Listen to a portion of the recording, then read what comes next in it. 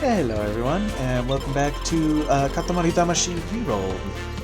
So on the last episode, I made the strategic decision to delete my audio recordings. So we were just in the process of redoing those. But that's okay. I'm having fun. I hope you're having fun. I think the next one we're gonna do is, hold on. Okay, make a star 7. I just passed that. Yes. All right. Great. Here we are. We're gonna redo this level. Dzień dobry, or Dzień dobry. Lovely, lovely Poland. We are an excellent pianist, but we couldn't touch him. That pesky Chopin. Oops, sorry, playing that old tune again. Hurry up and let's hear some refreshing new music of stars. Yeah, he's definitely saying different audio now that I've done this level before. He did talk about Poland, but it wasn't like that. But whatever, it's fine. Today we'll be rolling around the world. Katamari should be around a plump 6 meters. We can believe in you for 12 minutes. Any longer, blah blah blah. We look forward to it. Dimwit Prince. So uncool. Why is he so uncool? But Nah. Katamari Damacy predicted minions. That loses it a few points on the lycometer? Lycometer? I don't know. Depends on...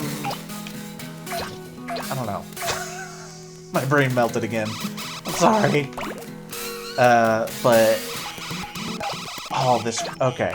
This track, I was thinking... This track gets weird. Yeah, like, maybe it already sounds weird to you. But it gets weird. You'll see what I mean in a bit here. But when it first started playing, I was like, oh, this makes me think of Outer Wilds. And then it started getting weird, and I was like, this no longer makes me think of Outer Wilds. I think it's because it's got like that twangy guitar kind of sound to it. But then it turns a lot more like synthy and remixy and spacey. I don't know. I like it. Like I said before, I don't think there are any Katamari tracks that I dislike. They're all good. It's just, some of them are weird, and that's okay. That's why we love Katamari. Let's see if there's anything of interest, up here in the town. Hold on, go! Okay, great.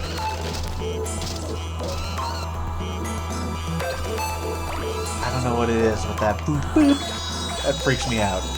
That's what gives me the weird vibe, I think. And the chorus behind it is not helping. See, like, it's getting like more distorted and synthy and artificial as it goes along. It's weird. It's a vibe, dude. I'm almost certain I said it before.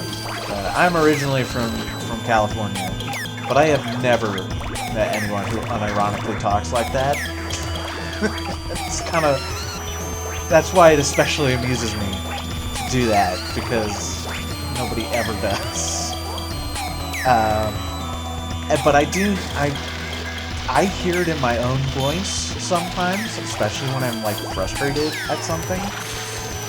But like it does come out every once in a while if you know what you're listening for, and I have no idea how to describe it. But it's something about the way that like I throw my vowels, and of course there is also the using like as a kind of a space filler word, like so that does come out, but it's mostly like if I'm frustrated I'll go like dude, you know, like just the way that vowel sound comes out. Like, that's when you hear the California coming out. That's what Californians sound like. But generally speaking, it's like you just can't place my accent. I think I did have one time when somebody, I'm sure I said this before on the channel, but I had one lady place me as being from Michigan. That struck me quite strangely because Michigan is nowhere near California. I had no idea that they would have sounded similar enough to to someone to mistake the two. But yeah, apparently so. And I did listen to people from Michigan, allegedly people from Michigan speaking. And yeah, I can see why she would have thought that. But yeah, if anything, I just found it interesting. Like, I wasn't assaulted or anything. It was just, I don't know. Linguistics are an interesting topic to me. Accents in particular, I find kind of fascinating, you know? And something I find particularly fascinating is, like, when you learn a language, you, like, kind of start to understand why the accent sounds like it does. Like, I had a coworker at one point. She's since moved on to somewhere else. I don't even know if she's still in the United States anymore, but she was originally from Ukraine. Donetsk, specifically, which, you know, is one of the flashpoints in this whole kerfuffle going on over there. But anyway, like, you know, it was like she spoke English just fine. Like, she spoke. Sorry, I lost my train of thought again. She spoke English just fine, so I didn't, like, have to learn any Ukrainian. I just thought it was interesting, you know. And now I had, like, kind of a bit of an impetus. I don't want to say, like, an excuse to learn it, because, like, if I really wanted to, I could have just done it. I didn't need an excuse, but it was kind of a kick in the pants to be like, oh yeah, now is a good time for me to, like, you know, put a little effort into it.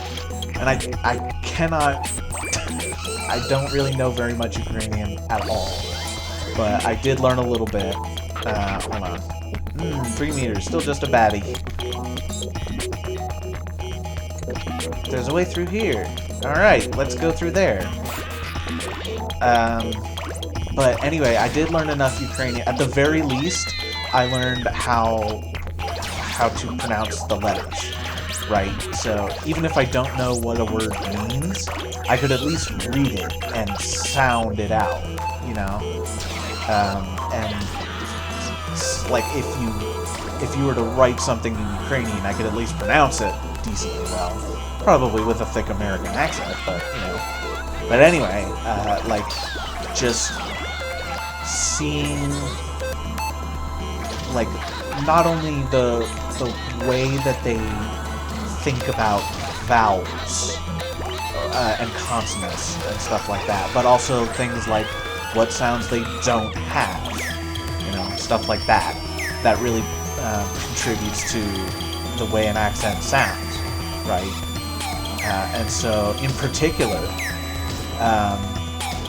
I remember at one point I asked her, like, how would you say something like welcome? Or like, welcome to the United States, kind of like that, you know? Just because I thought that'd be, like, you know, something kind of basic that I could pick up easily. And the way you would say it in Ukrainian, and they do apparently have a lot of loan words from English. But anyway, oh, the present was one of these things bouncing around. I do remember that much. So yeah, that's one that I got previously that unfortunately is no more. But anyway, so yeah, the way you'd say it in Ukrainian is welcome, right? And that first sound there, they don't have a W sound in Ukrainian, so that's a V sound. And I also find that especially funny. Well, maybe not funny, but it's interesting because that letter is written like a B in English. So it confuses the heck out of me because some of their letters look like English letters, but they don't sound like the letters that they look like. It's a little confusing, but it's kind of funny. And also, like, the sound that we have, like we would say in welcome, there really isn't that in Ukrainian, so it's welcome, like with more of a long A kind of a sound to it.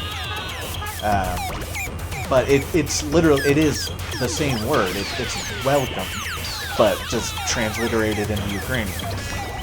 And it's that kind of thing where, like, as you learn these things, you can really hear how their accent is, like, shaped. by just the language that they learn. And in particular, like, especially Japanese, in my experience, because I feel like it's because English is more of a phonetically based language, if that makes sense. Like, our letters denote sounds, right? So an A makes an A or an A sound, whereas Japanese is based on syllables, right? So there's a symbol for the sound ka, and that will only ever sound like ka. Hold on. Oh, what a nice Katamari.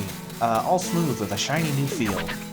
But now that you've come this far, we would love a much bigger super shiny Katamari. We'll leave you to your work then. Thanks. So, like, in Japanese, like, part of the reason their accents sound so distinct is because although the sounds that they have available are wide enough to be able to reasonably approximate another language, it is still very distinct. Like, each sound is very particular, right? And so, like, you can... I remember watching an episode of Game Grumps where Aaron said, like, Japanese people will actually generally understand you better if you basically do an impression of a Japanese accent. And that, like, having learned Japanese myself, at least a little bit, like, I totally get it, because the way that they would think about English words, come on, is by, like, just transliterating it from their own sounds, right? So, coffee becomes ko, and then fi. And that F sound is kind of more of a cross between an F and an H. It's a little hard to describe, but, like, so, coffee, right? Like, it sounds correct, but the way that, like, because it's so strictly defined, it sounds very distinct. And it's, like, that's the kind of thing that's it's so interesting to me. I don't know why that's the thing that my brain goes, yeah, this is cool, but I like it. Oops, I totally was not paying attention at the time, but that's okay. We have to walk the dog now. You have a dog? We'll go back to space. Are you going to walk the dog in space? I wouldn't recommend that. 9 meters, 7 centimeters, 6 millimeters. We're moved to tears by the size of this thing. Hooray! I'm glad to hear it. This is so incredible. We want to turn into a star right now. The thing you collect most of is Afoot, and a lot of teenagers, apparently. Earth really is full of things. Wow. I did worse than last time. Okay. Let's just destroy it. Cast it into the fire.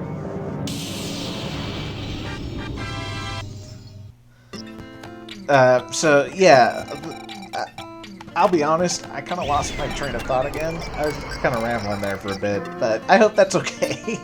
I'm just vibing, you know, just enjoying my time. So, another thing was, Gemini. Here we go. Let's do Gemini. How can this be? There's something missing. Aha! Yes, that's it. We get it now. It has no mystery. The sky has no mystery. It's so straightforward and easy to understand. It's important, of course. It's just so boring. We'll tell you what's mysterious. Twins. What is it with that connection? Is it telepathy? Do they have ESP? I guess that's all that he has to say about that. Eek. Identical. Mind-bending. Uncanny. Come to think of it, didn't you have a twin? Really? So not true? Well, that's boring. No surprises there at all. Well, your deficiencies aside... Dude, you say that like I had a choice in the matter. Well, get as many twins as you can and make as twin-packed a Katamari as you can. For a beautiful constellation for a super fab, wonderful sky. Since it's all about twins, you'll have 11 minutes. Double the usual. We'll look forward to the results, Solitary Prince. Yeah, so in this one, you'll see... like, stuff that is labeled, like, older brother and younger brother. yeah, an younger sister, older sister. So I have to collect the whole pair. I have to collect both of them, right, in order for it to count as the twins. So it makes enough sense. It's fairly straightforward. And it's not like they're like scattered all over the map. They're like the twins are going to be pretty close together, generally speaking. There was also one time at work, speaking of accents, where there was like a family that came in, and I only really heard the parents talking to each other, so I couldn't, I wasn't sure about the kids, but the parents at least, I could tell that they were either from New Zealand or Australia. Ooh, excuse me, sorry, I had to yawn. And like I was trying to listen to it and trying to parse it out, and it's like the way that they throw their vowels in particular, you can kind of get like I don't know.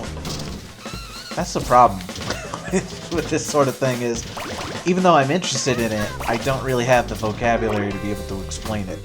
But the way they would say things like deck and DAC, like that kind of thing would give it away, because an Australian, like they say that vowel sound differently, and I correctly guessed that they were from New Zealand, and I felt super proud of myself because I know that people confuse the New Zealand and Australian accents quite a lot. They do sound quite similar, but there's a way to tell them apart if you're paying attention to it.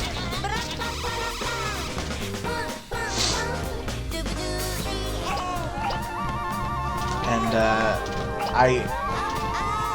I also wonder about like what other kinds of shibboleths you can find. Like I know I talked about it before when I was talking about my accent before, but a shibboleth is like, from the way I understand it, it's basically like a linguistic feature that is distinct to a relatively localized area, right? So, the example, like it comes from the Bible, where there is a word in Hebrew, shibboleth, or shibboleth, where the Israelites were facing an enemy army, and the way they could tell their soldiers from the fleeing enemy soldiers was by telling them to pronounce the word shibboleth. And if they said that ending sound with a th sound, kind of a soft th, then I think that was the Israelite army. And if they said it with more of a hard t sound, shibboleth, that was the enemy army. Because that was just like the linguistic difference between the two. And in my particular case, it's kind of subtle, but in Southern California, they're basically the only group that will use a definite article to refer to major highways.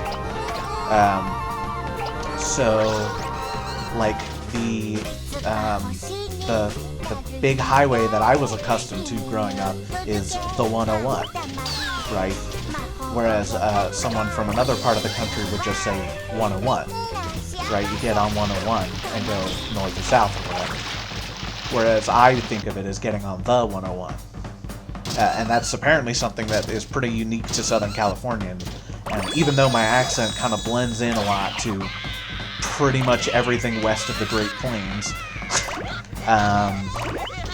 that's, if you're paying attention and you know what you're listening for, that's something that you could use to really point me out as a Southern Californian. I still do it, even though I don't live in California anymore.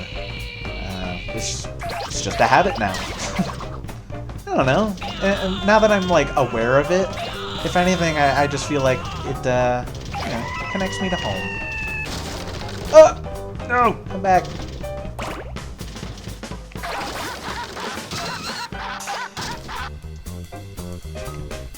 But I don't know about shibboleths in like other languages or other types of shibboleths.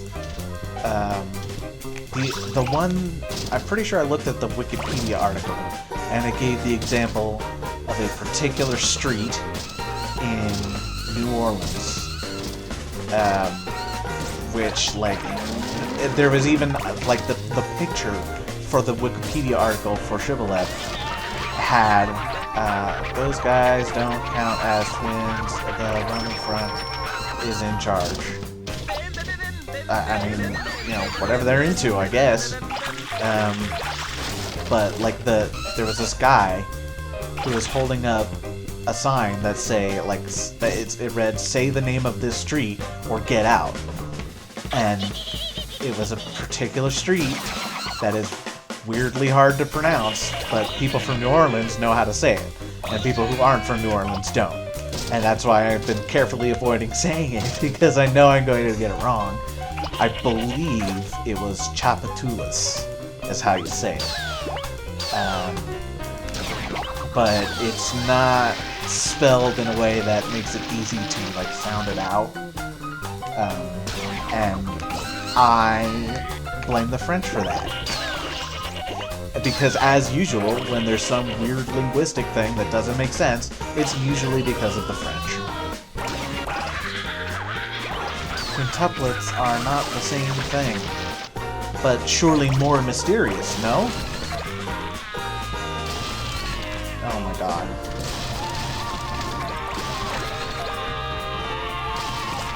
Oh my god. Alright, fine. Go somewhere else. Lantern. Strange thing to name your child, but okay. Maybe that's just what the name translates to from Japanese into English.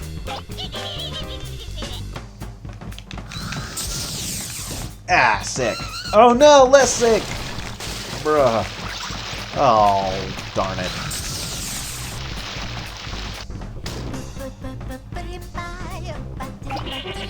Yeah, and I've also listened to enough YouTube creators, basically, from Britain, from all across Britain, and Ireland too, to a lesser extent. But, like, even though I couldn't necessarily, like, name them very precisely, I can at least take an educated guess as to, like, what part of the UK they're from, just from their accent. Like, you can tell someone from, like, really London, the London area, but I think kind of more broadly Southern England. Like, they sound a little different than someone from, say, like, Newcastle, which is more north. And they sound different from someone who's more from, you have 1 minute left. Okay, thank you. They sound different from someone who's more from, like, closer to Wales, you know, where those accents kind of meld together, I assume. And, like I say, I'm much less familiar with that kind of distinction, but I still can, at the very least, like, hear the difference and take a reasonable guess, you know? Alright, still a mystery, beyond comprehension, nothing of wonder. We'll take the mystery rainbow back. 72 twins. Well, is it mysterious or normal or what? New mystery is how many you managed to get so few. What is it? Why? Roll up more mystery. Do you want to make this Gemini? No, I did terribly.